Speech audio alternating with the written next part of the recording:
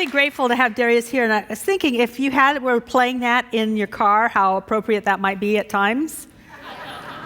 Choose love. Yo. And when you know you're going to go have a meeting that you don't want to go to, when you just got back from a meeting you wish you hadn't been in. Thank you. That's so appropriate. It's such a great mantra for all of us. Thank you. So I'm Kathianne Lewis. I want to welcome all of you to the Center for Spiritual Living. I was so giggly, and Don Beatty asked me this morning if I had drank too much Diet Coke, and I realized that the giddiness is from the rain. I didn't know I missed it till it showed up. And I'm sorry, but I'm happy. I'm really happy. And it won't last, but it was good to have, right? It was great. So at least for me, it was wonderful. And I want to do two things. First of all, I want to welcome all of you. I'm glad you're here. And I also want to say that if any of you are new-ish, new today or new for a while, I encourage you to fill out a card that looks like this. Often it's in the seat backs in front of you, and if you don't find it in front of you, it's always in the collection basket as it goes by later. Fill this out. You'll be part of our extended community. There's a few things that you do if you become part of our web family. We will send you information about all the things we offer because we're really a 24/7 church. I mean, we really are. I guess we're a center more than a church. But anyway, we got stuff going on all the time. You'll know about it. The other thing is that we also send out a weekly spiritual practice so that we can all kind of have something during the week to practice so that we can fill up with spirit. So we don't come here just to fill up. We can continue to perpetuate that feeling. And last week, I sent out a movie. You got a whole movie in last week's spiritual practice. And how many of you got the movie? Right? Well, it's pretty darn good, wasn't it? You know, really darn good stuff. I'm so grateful that about a third of you raised your hands, because that's what statistics say, is that a third of you open up those spiritual practices that right. Not that I'm taking it personally, but anyway, good stuff comes out, and it's only for you so that you can have the best week you could possibly have, because you're loved. And the last thing that I want to say, well, two other things. One other thing is, if you are on the web and you are on Facebook, go ahead and sign in. If you want to Google some word I use, it's perfectly okay. Just turn the volume off and you can just text away. Write down, oh, she said this, take notes, I don't really care. It's okay in this church. And then the last thing is that we have an idea that everyone that is born on this planet is important and just as valuable as any other person on this planet. So if you have a birthday, we want to celebrate you and give you a gift. So wave your hand or stand up. There's a birthday and there's a birthday. Great.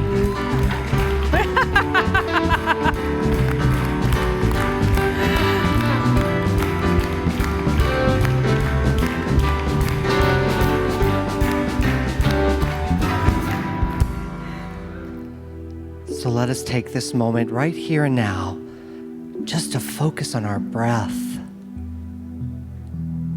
to breathe in all that we desire, and to exhale all that no longer serves us, to become present to this moment. For every master has talked about the breath which connects us to the I am, connects us to that one life, that one power, that one presence. I take this moment just to recognize the divine within me, the divine within my very breath. Closer than my hands and my feet, that presence lives within me and within each and every one of you. We are spirit in form, and everyone around us is also that presence. I take this time to know that during this Labor Day, to understand and realize that all those who have come before me have breathed the same breath in and out. Every master, every presence. And I look at that and know that Spirit is here. Spirit is alive and awake in our music department. Spirit is alive and awake within Reverend Dr. Kathianne. Spirit is alive and awake right here where we are. So I open this service with gratitude for all those who have labored before me, all those who have come to stand in knowing who they are and honoring their rights. And I give gratitude for our own work, for it is not us, but it is the presence of the divine within me that does the work. And so I open this service right here and now, knowing that Spirit is here. I open my heart. I open my eyes. I open my ears and see Spirit in this moment and in it all. And so it is. You know, I was listening to that, and all I could think of is if Jesus and Buddha and Muhammad and Moses lived now, they would be a band.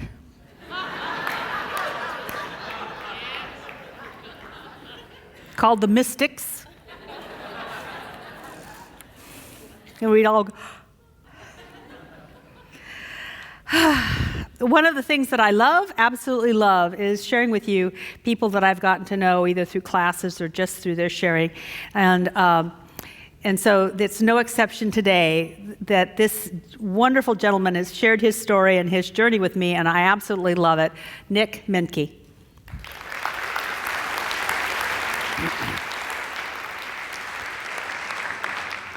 Morning. So, like many of you, my quest has been, in recent years, several years, is to figure out what is it all about. I want more of it. I think there's more. I want more meaning. And I know it's more than just owning a really fast car. So at the beginning of the year, when I saw Kathianne was teaching, Getting Serious About Receiving Your Good, the teachings of Emma Curtis Hopkins, I signed up. I knew I had to do this, and there was something in me that spoke, so I did. To this day, we're a little halfway through. It's a year class, and this class has changed my life forever. And I've shared some of my experiences along the way, so she's asked me to share this one that just happened about a month ago. I'm a real estate agent, and I had the absolute privilege of working with this beautiful family. So long story short, we found the perfect house. We put in the offer. We did business. We took care of it all.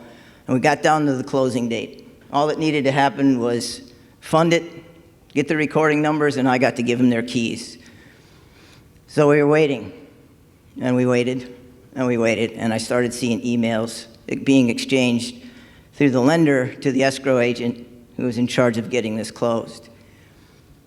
Long story short, what happened was the escrow agent did not disclose some very important information to me as the buyer's agent and to my buyer's lender, and we couldn't close that day. It turned out what we needed to get was an approval on a variance. Not really what I wanted to hear. So I scrambled real quickly. I called my broker. I explained to her what was happening, that I needed to get an extension, and that we had to wait for an approval on a variance. And she immediately said to me, "Nick, don't even go down that road. Those things take a long time, and they never, ever turn out the way you want them to." More good news. So I called the lender, and I talked to him, and he said, "Nick, she's right. FHA doesn't like to do these. They can be very difficult, and in the end, they don't normally approve them." And there I went, right into fear, thinking, all right, how am I going to do this? How am I going to fix this? How am I going to make sure my buyer gets their house? And Emma spoke up. Because what Emma teaches is to identify the beliefs that stand in the way of your good, deny them, replace it with what you want, and then get out of the way. Yeah, succinctly, right? So what I recognized real quickly was how easy it was for me to start buying into this belief that this variance would not be approved. And when I recognized it, I stood back and I said, no, this is their experience, it's not mine. And I stood up in my office with every intention that I had in me, and I said, no, I receive approved variances. Yeah. Right? And then the hard part was getting out of the way. If you're a doer like I am, the only one that's going to get it done is me. But I made the commitment, and I watched the emails transpire. Now, this variance could take up to 10 days. But I didn't, and I don't wanted to, and I thought about it, but I didn't get involved. I just stayed back, and I kept repeating, I receive approved variances. On day 5, I got an email from the escrow agent saying, I have good news and bad news. Good news was my variance was approved. That meant that my buyer didn't have to come up with an extra $2,000 to get this house, and there was supposedly nothing standing in his way, except the bad news was I needed another approved variance in order to close this transaction. This one, they told me, could take up to 3 days. So I stood back and I did the exact same thing. It worked once, it's got to work again.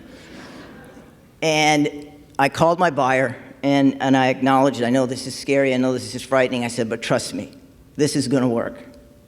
I am going to give you those house keys. Just hold tight. And I said, I'll let you know as soon as I hear something. Nature of the business, I check my emails regularly. About an hour later, I went to my email, and there's an email from the escrow agent. Congratulations, your second variance has been approved. So now I know why Kathianne likes Emma Curtis Hopkins so much. I do too. If this is something you're looking for, this is a class that I would highly recommend. It's awesome. Thank you.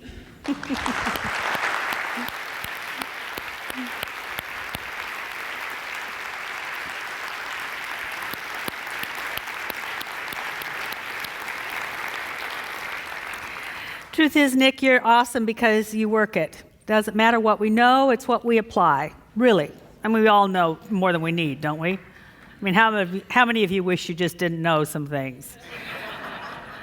We all know a lot. It's what you apply to your life that really makes a difference. And so a number of things happened. Last night I was doing this talk, and I had to take a moment of silence, so let's do it again.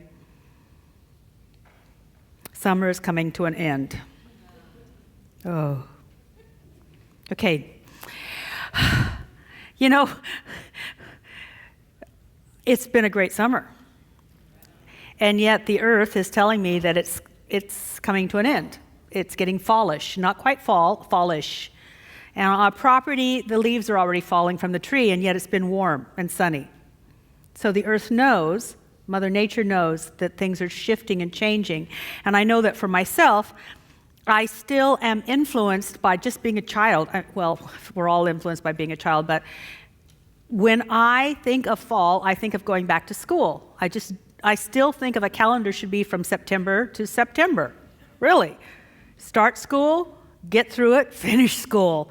No school, start school. I mean, really, that's the way I think the calendar should unfold, but no, other ideas. Anyway, so in honor of fall-ish and honor of all of the people that have children that are going back to school, and perhaps some of you are going back to school, I'm going to give you a test.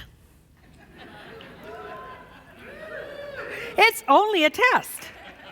It will not be corrected by other people. It's simple, it's not open book, but it is open mind. And it is to find out where you are on the path from God out there to God in here. Because we're all on the path. And there's no right place on the path. There's no bad place on the path. There's just the path. And if you know where you are on the path, then you know what to do next for that path. So here's your test. Now I need to just let you know, because somebody thought it. I heard somebody thinking it first service.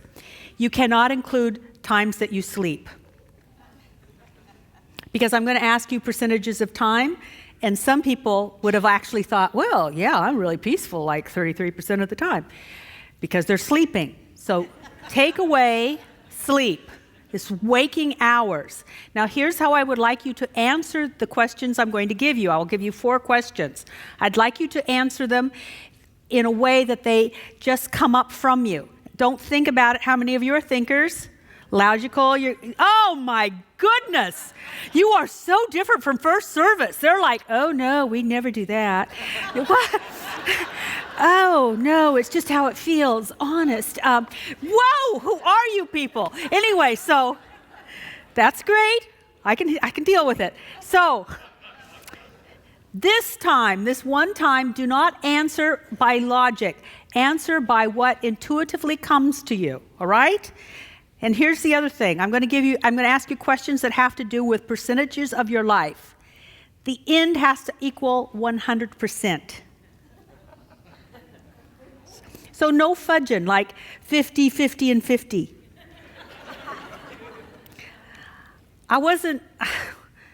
Got it? I know that some of you, it's been a long time since math, but 50, 50, 50 is over 100%.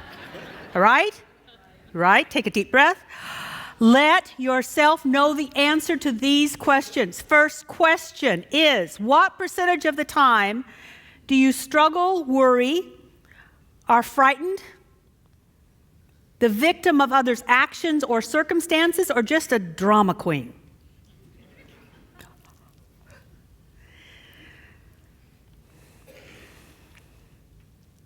Now, you can be a victim of other people's actions and still be quite emotionally cool.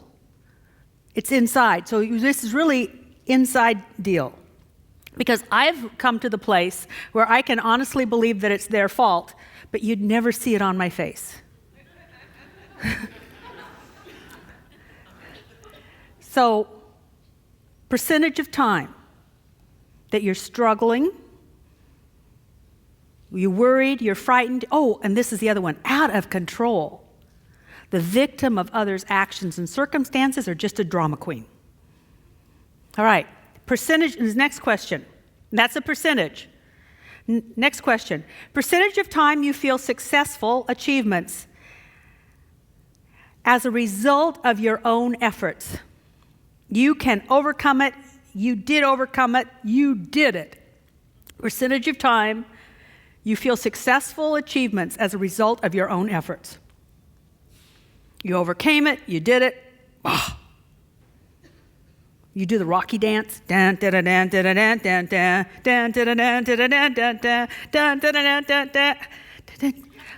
is the band when you need them? Where's Moses and Jesus and Muhammad when you need them? Anyway.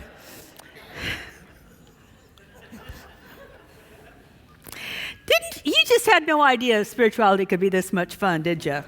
It is so much fun. It's just a hoot. All right. Percentage of time you were successful or had significant achievements not based on anything you did. Were successful or had significant achievements not based on anything you did. What's the percentage of time you experienced that? And then the percentage of time you feel happy, free, and powerful for no good reason. And everything seems perfect to you. And everyone around you seems to be blessed and better off. Percentage of the time you feel happy and free and powerful for no good reason at all. And everything around you seems perfect, and everyone around you is blessed. There's 4 categories. They should add up to 100. How many of you came up with 100? Great. Some of you are still adding.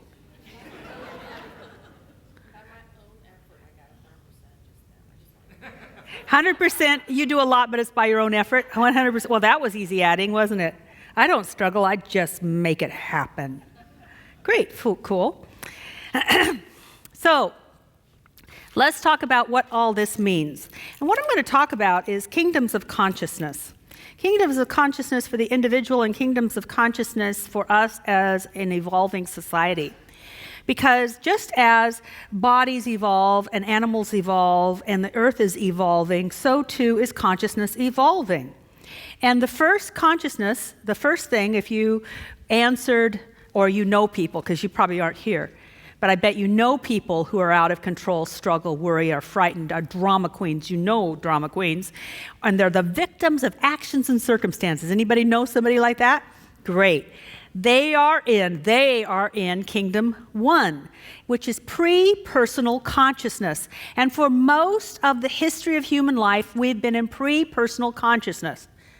Pre-personal consciousness is the consciousness of the tribe, where your identity and your place in life was your position in the tribe.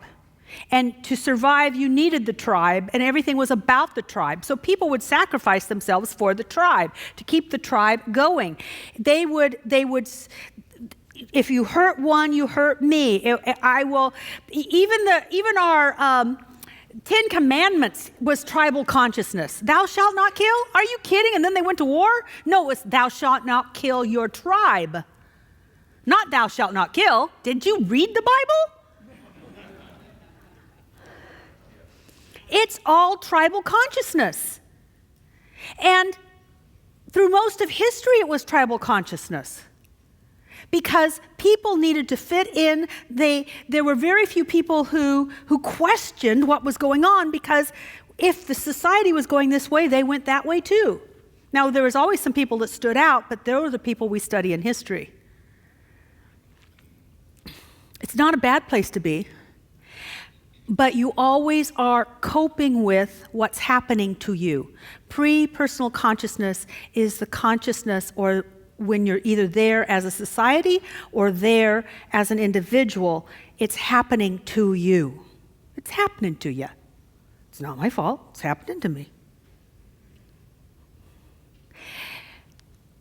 Kingdom 2 consciousness, oh, and by the way, that really started to shift in the last 200 years and really stepped up.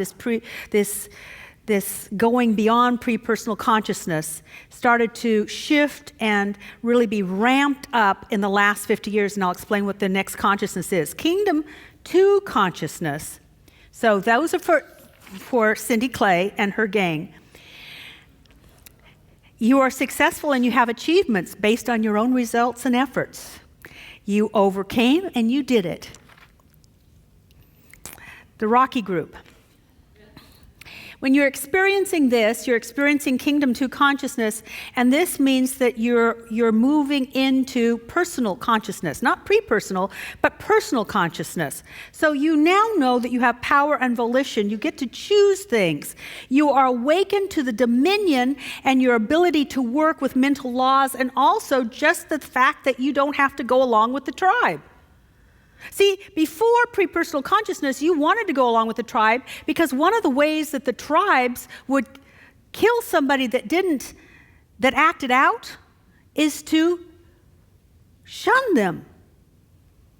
And we still have a fear of that. That's why people could be embarrassed to death. We don't want to upset the apple cart. We don't want to be seen too differently. And so as people are developing, they really want to fit in. That's a teenager. They want to fit in. Even if they don't seem to fit in with society, they're fitting in with someone because it's necessary in that level of consciousness. So, pre-personal consciousness then can wake up and move into personal consciousness, which is, I have a right to choose. Many of you are here because you grew up in a tribe and you decided, I won't do what that tribe's doing. I don't fit in. I'm going to choose my own way. New Thought is filled with individuals. God bless us. But it's not the end. Because if we stop there, boy, do we have a lot of work to do. If it's always up to us, there's a lot of work. It doesn't mean it can't happen. But it gives me a headache to think about it anymore. See, in Kingdom 2, everything depends on you. You do it. For Kingdom 1, it's done to you. In Kingdom 2, you do it, but it depends on you. If you're not involved, it's not going to work. Let's just take a deep breath.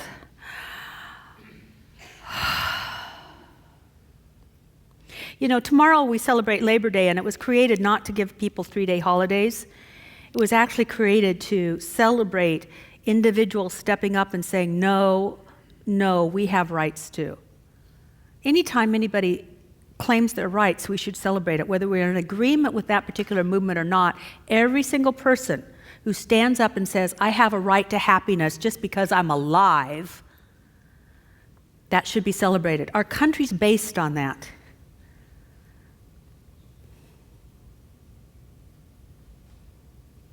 They started to leave the tribe of workers and laborers, and as individuals, they chose to start creating their reality at this thing called work.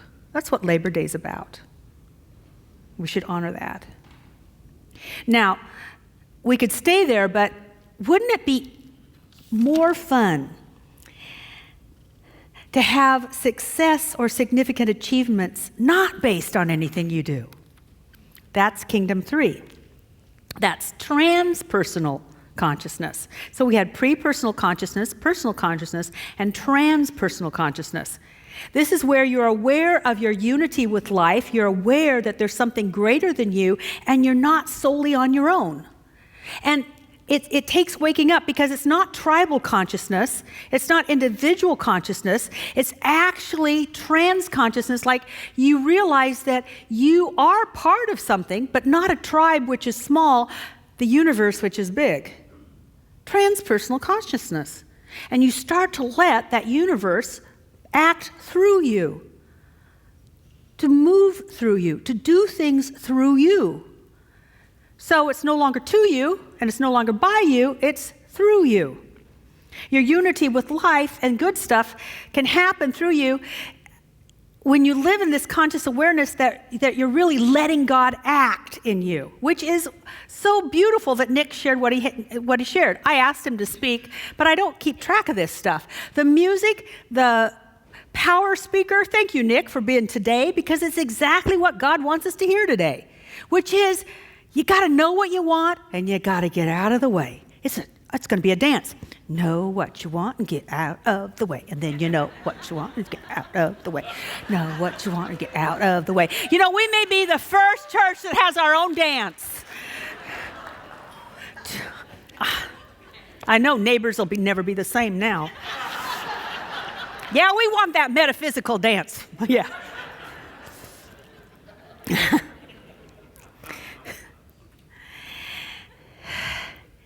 It means that we move from being a child of God and we grow into being an emissary of God. When you show up and you say something, you have the authority to show up and say something. That's what an emissary is. Now, the fourth level of consciousness, Kingdom 4, is when all sense of separation has been released or forgiven. And all you can know is what God knows. And this century, I believe that we will, because the talk title was that's so last century, this century we will be moving in mass into Kingdoms 3 and 4. Letting God work through us and knowing that God is us and not everything else is. That's the work of this century. It had to have last century for us to know that there's a law that we can use. We had to become individualized so that we could have volition, so that we could choose to let God work through us. We have to be able to choose it. And that's what Nick did. It was not easy. How many of you could just get worried with him when he told his story? You could get worried with him, but no, I get out of the way. All this is happening. I got to get out of the way. I'd really like to worry. Get out of the way. It's what we do. So how do we move into this? How do we facilitate the moves from consciousness from Kingdom 1, 2, 3, 4? And we've all been in 1, 2, 3, 4. And when I ask percentages, it just means it tells you what's yours to do. If you're in Kingdom 1 a lot and you worry and you struggle and it's all being done to you, take beyond limits, for goodness sakes. That's really what it's about. It's about knowing that this situation is nothing to the God that's inside you. It is nothing. God says, oh, step over it, But we don't know we can do that. It's about seeing through challenges to possibilities. To give up, to move from kingdom 1 to kingdom 2, you must give up being a victim. To move from kingdom 2 to kingdom 3, guess what you have to give up? Control. It's only control. How many of you know you love control? Even when you act like you don't love control, you really love control. And some of you are just sneaky with control. Some of you just sneaky maneuver things. You know what? I had this dawning. We were still in our other building on Northgate. I had this dawning at a board meeting once when I was trying to say things to get things to go together. And I had this dawning that, oh my God, I'm a controller. And I was horrified because I hate them. Which should have been my clue. And then I got over it. It's like, own who you are. I'm a controller. I'm a controller. Until I'm not, but most of the time, I am. That's just who I am. But if I know I'm a controller, I have volition to not be in that moment. See, it doesn't sneak in and work through me. But to move to kingdom 3, we've got to give up control. God knows how to get variances. Probably Nick didn't.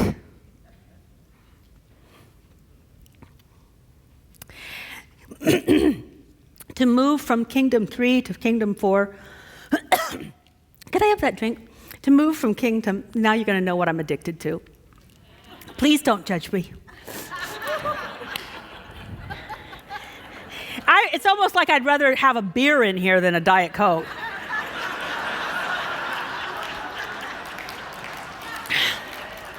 Really? Because you would judge it less, wouldn't you?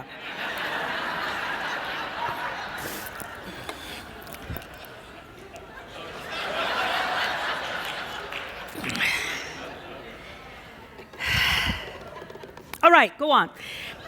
To move into kingdom 3, from kingdom 3 to kingdom 4, you give up sense of separation. I will not be separate from that. I will not be separate from that. I will not be separate from that. I will not be separate from that. I will not be separate from that. I will not remove myself from this. I will not remove myself from that. I'm not afraid of this. I'm not afraid of this. I'm not afraid of this. So, how do we do that? How do we start to move from kingdoms 1 and 2 into 3 and 4? First of all, up your spiritual game. Whatever your spiritual practice is, increase it. If you're doing 5 minutes, do 10. If you're doing 10, do 20. If you're doing 20, just leap into an hour. And you can multitask. It's okay. God doesn't say, no, I want all your attention right now. You can pray while you load the dishwasher. You can pray while you drive. You can chant and listen to great music while you're exercising. You can do all sorts of things while you walk. But whatever you're doing, increase it. I think someone's going to speak soon as a power talker. But I heard last week that her business just this year, with one of her biggest accounts, has increased 164% just in this year so far. That's 9 months, 8 months. And the reason that, and the way that what she credits for that increase is that she, instead of working the job, she's getting closer to God.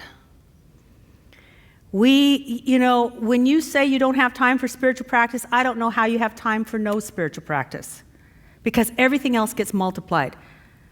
Everything else gets heavier because you're going to be doing it by yourself. Frankly, I would like to take the 5 minutes and give God that pile of stuff I've been dealing with. 1. 2, if you want to do this, then pray and act beyond yourself and those close to you. Because as long as you're working with yourself and your tribe, that you don't become a big enough conduit through which God can do great things. And it's the thrill of having God do great things for them and for you. Become bigger. Pray and act beyond yourself. The bigger you are, the more spirit you will have in your life. I was watching Facebook and I was noticing that people are doing a lot of gratitudes, and that's beautiful. But you know what? That's kingdom 2 consciousness. That's moving people from kingdom 1 to kingdom 2, because you're feeling better about yourself. you're individualizing yourself. You're working on your personal consciousness there. Well, how about going beyond that? If we're going to have a transpersonal experience, move this great stuff that you're generating by doing your gratitudes and start praying for other people. Pray for your friends, your family, your coworkers, the person down the street, somebody at the grocery store. It doesn't matter. Start praying for them. And what's really wonderful is that I know enough of you to kind of know what you want me to pray for. And I don't ask. I know people go to Beyond Limits and they say, you're told not to pray for people because people know, when people know how powerful prayer is, they want to use it on somebody.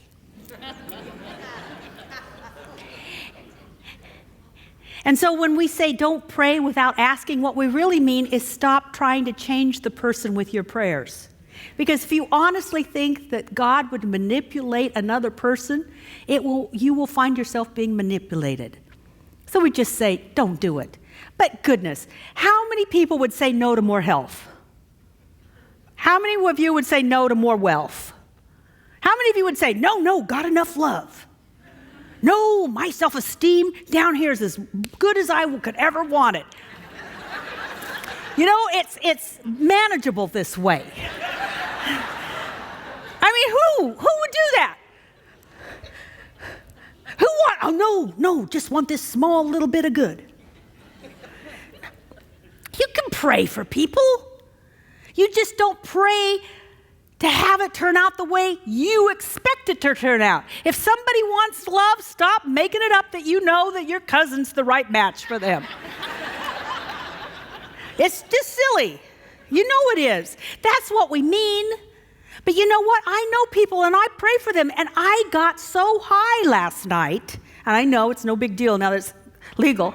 But no, not that kind of high. Haven't done that? No, no, not since I left Oregon. 35 years ago. But I did grow up in Oregon. I love that. Somebody got it. Anyway,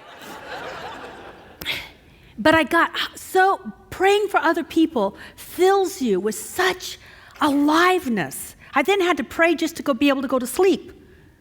It's so invigorating to know the truth for other people. It's just thrilling. Thrilling. If you ever feel bored, angry, crotchety, crabby, pray for others. And it will just lift you.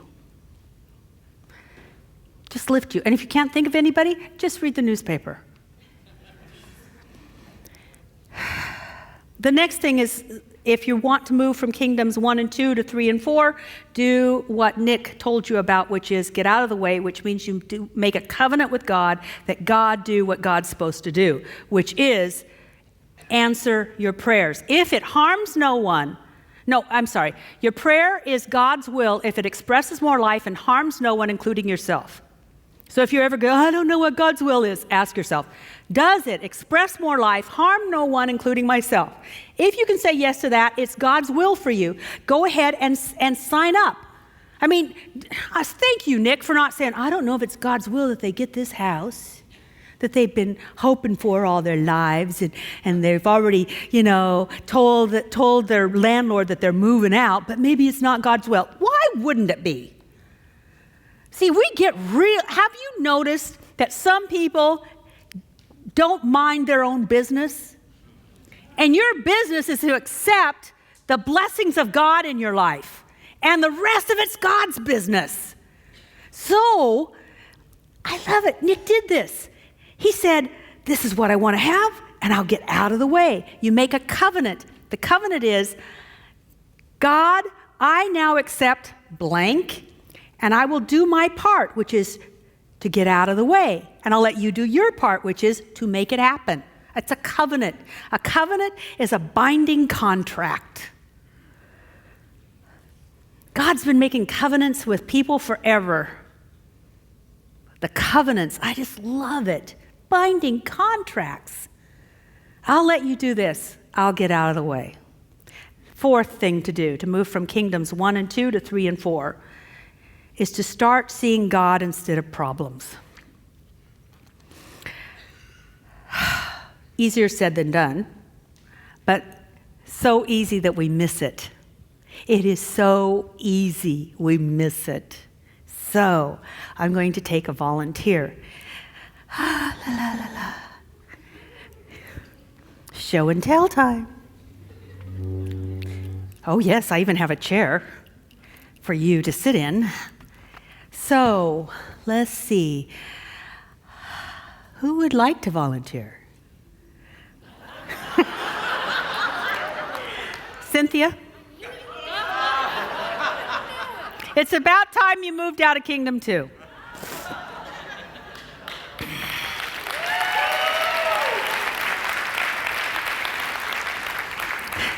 Okay, Cynthia, I want you to think about your biggest.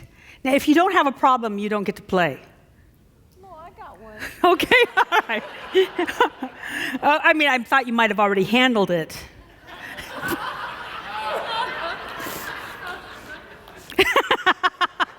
Do you have a problem? Of course I do. Okay, think of it. Yes.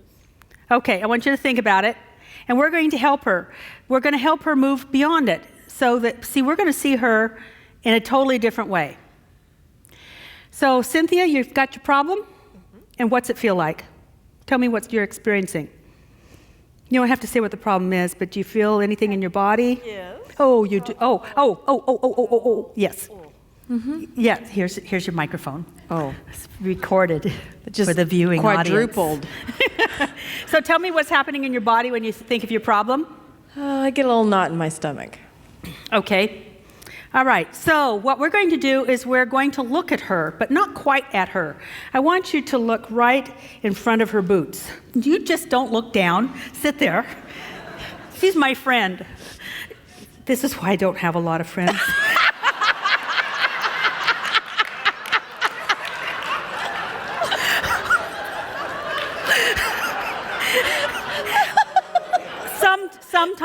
Sometimes I'm bossy.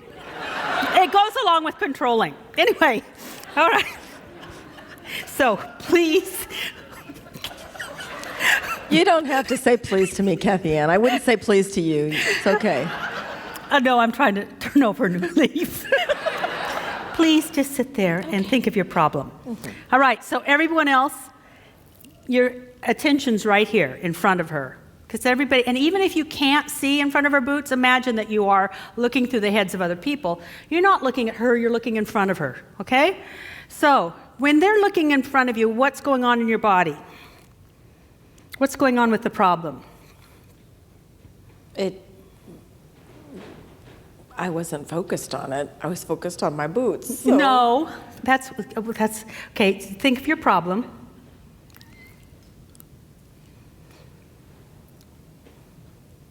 What's going on with the problem, Cynthia? It's kind of swirling in there. Yeah, it's swirling. Okay. Now, you stay with your problem, please. Mm-hmm.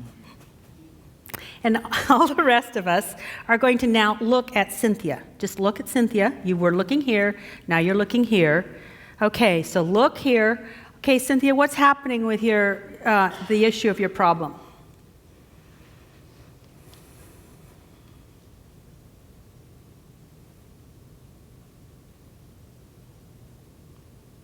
Well, I wasn't focused on it, so it felt like it was dissipating a little bit. A little bit? Okay. Well, I'm asking you to look at it just to see if it's there. I'm not saying focus on it. I'm just saying think about it and what's going on.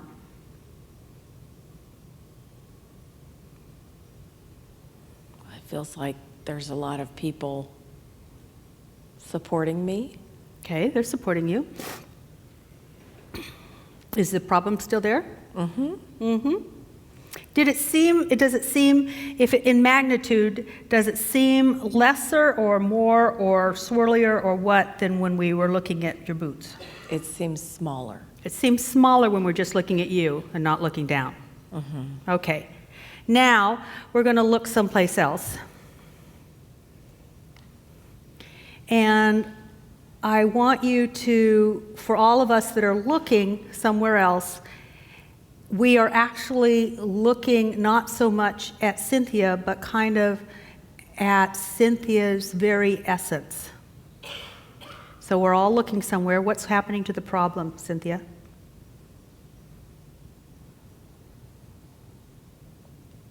It's much lighter.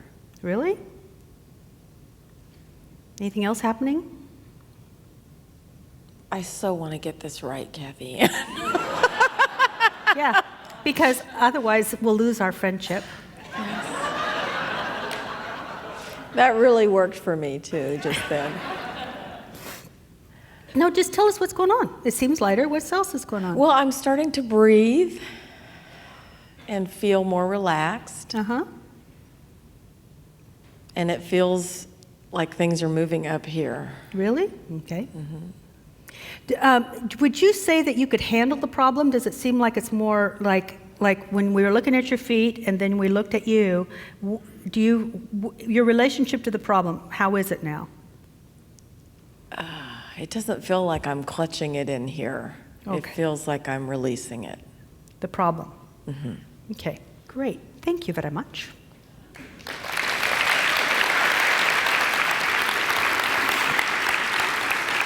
Now let me tell you what you just did. Whether you knew it or not, when you looked above Cynthia, could anybody see anything? Did anybody? Some people saw things. When we look above Cynthia, and we can do this with anybody, we're really looking at their soul. Because some people believe the soul is in the body. No, the body resides within the soul. So whether we can see it or not, and if we actually start to train ourselves, we'll start to see that energy. But when you look and recognize the soul, just by looking for it, you start to recognize it, the soul has an opportunity to speak instead of the history and the mind, which has always been a problem solver. That's part of pre-personal consciousness and personal consciousness is problem solver. Yet the mystics, the leaders, the people that built the pyramids, gave us the Ten Commandments, built the huge and fabulous civilizations all over the world, they were listening to something beyond.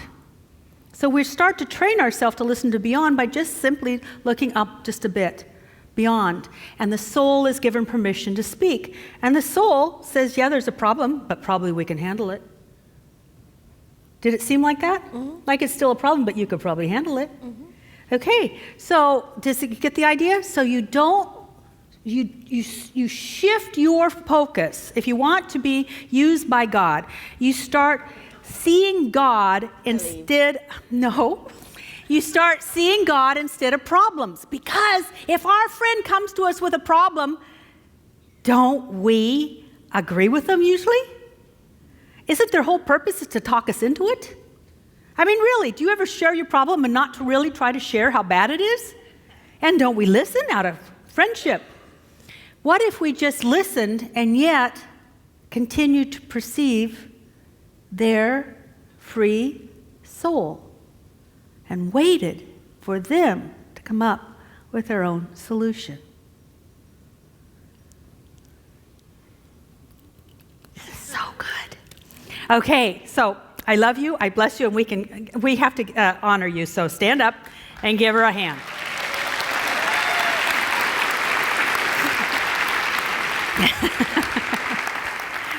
Thank you, my dear. Thank you, thank you, thank you. So that's part of the movement. It's going to be a great movement. It's a great way to live in such a way that we take a stand for ourselves, our friends, those people we are serving. We don't know how it will work out, but we know that something is going to work out. Let's pray. I just give thanks for this day. Thank you, sweet Spirit, for this day. Thank you for the richness of it. Thank you for the community of this.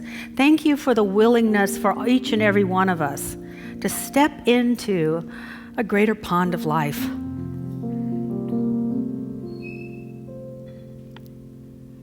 Let that spirit within, that soul of you, reveal to you the personality, how you can step up your spiritual practice. What are you being called to do so that you can have a deeper and richer spiritual practice. Let that soul self of you, that truth of you, that spirit of you, that higher beingness of you reveal to you who you can start praying for today, this moment on the way home.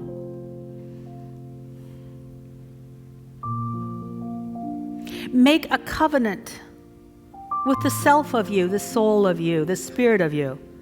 Make a covenant that you are willing to give it a problem and get out of the way.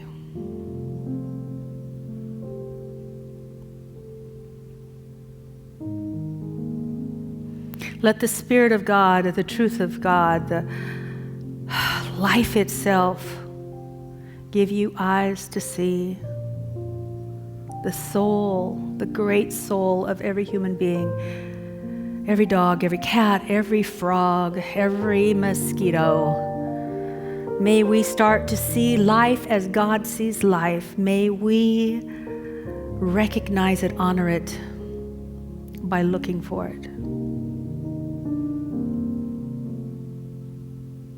And so I bless each and every person here. I speak this word that the blessings of this day are like a pebble in a pond, and they will ripple out from this day to remind us again and again and again and again that we are on the very edge of a movement to live from, to trust, to live from God, to trust God, and to be what we want to be in the world. Thank you, sweet Spirit, for the beauty of community. And so it is. There is so much to us. There is so much to us.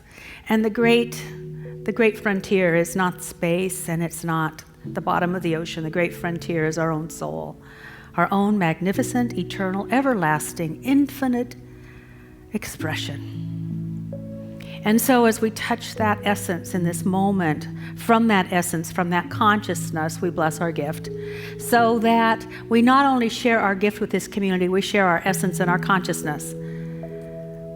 And the gift will be used. We will pay a bill. Oh, we'll pay lots of bills. But the essence lives on in this room to touch and to heal those who will come after us.